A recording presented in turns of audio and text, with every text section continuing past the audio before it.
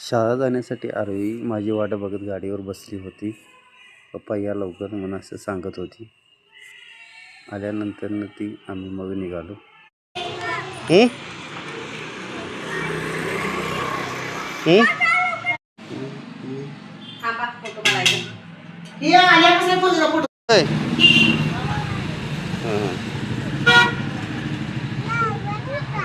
काय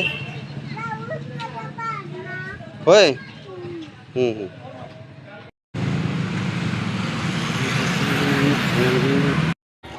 शाळा सुटल्यानंतर आरवी बाहेर थांबली होती वाट बघत माझी. मुला खाऊ ऐन आणि काय कॉईन आहे कॉईन.